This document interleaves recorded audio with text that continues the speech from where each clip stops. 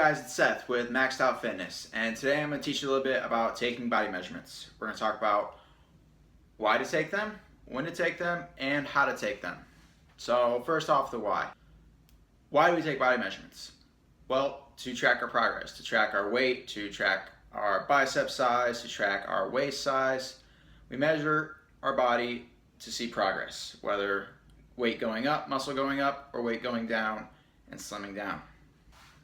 A lot of people take body measurements every day. When you step on the scale, you measure your body. You see your weight going up every day or down every day. It fluctuates during the day, but if you were to step on it every single day at the same time, you can kind of track your progress up or down over time. Now when it comes to tape measures, we've all heard of people with like 19-inch biceps. I do not have.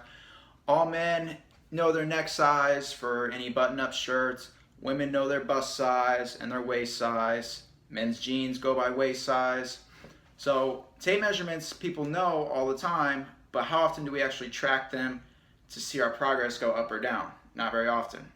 So that's basically what I'm going to teach today, is how to take tape measurements. But before we get into the how, we're going to talk about when to take them. Now it's a decently time-consuming process because of all the different places to measure. So it's not something that you would realistically do every day. Plus, if you did, you wouldn't see the results as fast as you wanted to. If you're taking measurements every day, like the scale, it's going to go up, it's going to go down. So if you leave 2 weeks or a month in between each time you do your body measurements, you're really going to see the results that you want to see. So if you're on a weight loss program, over time your waist slims down. If you're on a building program where you're trying to gain muscle, hopefully your shoulders get broader, your chest gets broader, or your biceps grow. And not to confuse anyone about what this video is about, we're not here to teach you how to measure your body fat. We're here to teach you how to measure your body and your body parts, how literally big they are. So body fat calipers is not what we're going to teach about today. We're going to be using a tape measure. So when you get the tape measure, make sure it doesn't stretch, okay? And that it has inches or centimeters on it, but we're Americans, so inches. Cool. Now when you measure your body part, make sure whenever it's like your waist, your chest, your bust, or your hips, that it's like perfectly parallel to the ground. And that when it's wrapped around, that it's nice and tight, but it doesn't actually depress the skin down. Now there's a bunch of different body parts you can measure, and they're listed right here. So you can measure your chest, your bust, your waist, your hips, your thighs, calves, your bicep, your neck. You can even go so far as to measure your forearm. Whatever you want to measure, whatever you're trying to improve or lose on, you can measure. The trick of the matter is to be able to measure that same spot again after your progression. So a month later, how are you going to know the exact same spot that you measured before? That's one of the tricks I'm going to teach you today. Alright, we'll start with the bicep because it's really easy to see this trick that I'm going to show you. And yeah, so when measuring your bicep and any other muscle, it needs to be relaxed and your arms need to be at your side. So relax at your side. We'll wrap the tape around it. Make sure it's nice and flat and not squeezing in, especially when it comes to your waist. You're not allowed to squeeze it in. But this one also needs to be nice and flat and tight against your skin. You can't puff it up. You can't flex. Now, get it wrapped around and get this mark right there. Looks like an even 14. For simplicity purposes, it's okay to round to the nearest ½ inch, ¼ inch, but if you really want to get technical and you got a buddy there looking at it, then an even ¼ inch works. So 14, and we know exactly where that was, right? Because I measured the t-shirt line. So what you want to do is, if you weren't wearing a shirt and you couldn't tell where it was at, then when the tape was up there, you need to mark it with like a marker. You know, it was right about there, right? Is where the tape measure was at. So in the future, if you're looking in the mirror and you think your bicep is now bigger over here, well, it's not the same as measuring it there now. It'd be like cheating. You know, your bicep grew in that spot, but before your measurement was here. It's like taking your weight in pounds and then saying, oh, I'm lighter, but you're measuring kilograms. So you got to measure at the same spot every time to make it a reliable system. And how you do that is you make that little mark, or if you're wearing a shirt, you know exactly where it was. And you go from this bone right there on the tip of your shoulder. You'll find it. So you put this tape right there on the bone, pull the slack out of it, and you can see right about where that mark is, 8.5, almost 9 inches. So next time, if I put this tape measure in the middle of the 8.5 mark, then I know I'm measuring at the exact same spot on my arm. So next time, I will know that my arms actually grew, hopefully an inch. Probably not. Okay, moving on to, we'll start with chest. So your chest is technically right below your pectoral muscles. So for men, it's right underneath this line right here.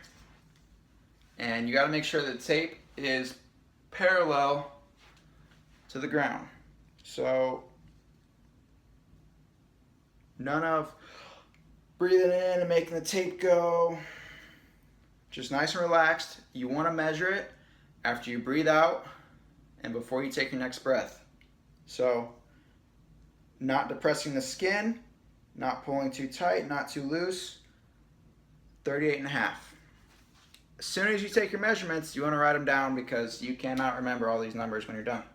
Okay, so moving on to the bust. Guys, if you don't want to measure your chest and then your bust, that's fine. It's your measurements. You can measure your chest, the fullest part, and then remeasure it again to see your progress.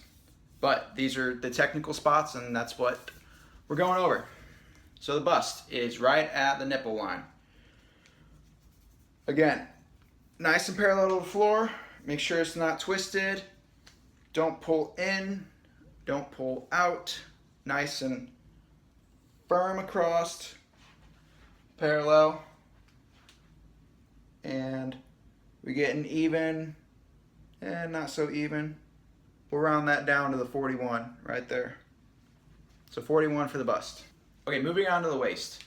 So your waist is going to be the smallest part around your midsection, and it's usually about an inch above your belly button. So right there.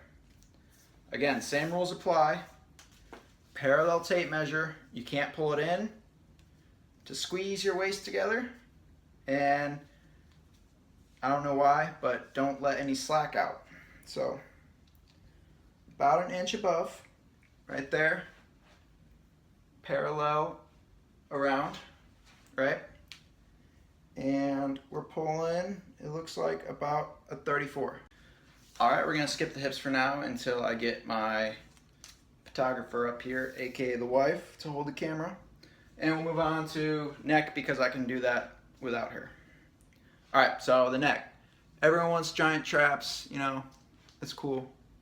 But it's gonna be the same thing that you use for a button-up shirt. Just measure around the base of the neck. It shouldn't be above your Adam's apple. Don't measure your Adam's apple to add some inches. Don't pull in, don't leave it loose, don't have it twisted. And we're sitting right about there at 16 and a half if I pull it a little more. All right, got my photographer so we can move on to hips. So your hips are gonna be measured at the biggest point of your hip bones and your buttocks. So around the widest point and nice and parallel still. And we're gonna pull, well, I think maybe down a little bit more for me.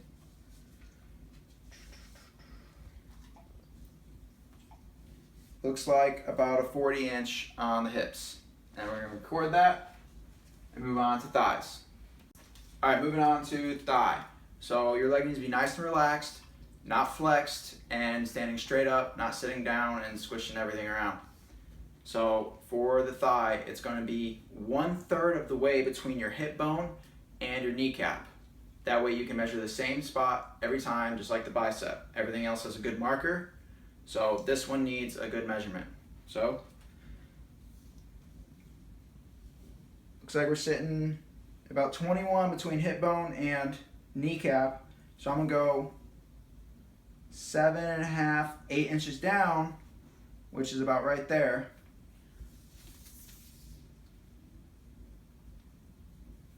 And go around it, nice and relaxed, parallel, and we're sitting at just under 24.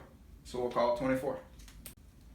So the last part I'm going to teach you today is calves. It's going to be just like biceps. You're going to pick the thickest part, and then you're going to mark where it is and keep track of that number. So when you're doing calves, you don't want to bend over and do it because that's going to stretch out your calf. You want to put it up on a low stool so your knee is at an almost 90, and you want to pick out your thickest part, which for me looks like it's about right here. If you look all the way around, I'm gonna say it's right about there. So you can go up from the ankle or down from the knee to measure this. Just use the same measurement every time. So that's an even 11 up from the ankle. So I'll write that down for next time. And right now, if we measure it, make sure it's parallel right over that mark. Around my thickest part, I'm sitting at just over 16.25, and I'll round to 16.5 for that. So we record that. 16.5. Got a black marker now, and 11 up from the ankle. Now you can do the same thing with your forearms, up from the wrist bone or down from the elbow at your thickest part. Okay, so now we have all those numbers. You spent 15 minutes measuring yourself. You've been humbled by how small your arms actually are. And now what do we do? What do we do with those numbers, and what now? So what happens when you're trying to lose weight and the numbers on the scale stop moving, right? You've like plateaued, you think. Well, that might not be true. Though you went from 190 to 170 and now you're stuck at 170 for like 2 weeks, you don't think you're losing any weight, you don't think you're getting any better, and you don't know what's going on. Well, if you were tracking your measurements every 2 weeks, then when your measurements come back around and your arm got tighter, your waist got smaller, well then you would know that you're still making progress. You're making more muscle gains than you are losing fat, therefore your weight's staying the same. But your body composition, your body fat percentage is going down, which is good. Your body's getting tighter, getting leaner, losing fat still, even though the scale doesn't say it. Just remember that this is a reference. This is a way to track progress. You don't want to do this every single day, but you want to do it in a reliable and consistent way, which is why we know how far down we go to measure your bicep. We know how far down for your thighs, and we gave you all of the points to measure. That way you can take an initial one, do your bulking program, see where you're at, cut down, and see where you're at. It's so that you have a reliable system to measure yourself. Now you can take these measurements and find a good online calculator to measure your body fat percentage. I'll probably put one in the description below, a good link that I've used before. But that's not what we're talking about today. So try these out, take your measurements, and figure out where you stand, and then in a month's time you can retape and see where you're at and see if you progressed. So thanks for watching. Go ahead and subscribe, click the thumbs up button or comment below, and look out for more in the future.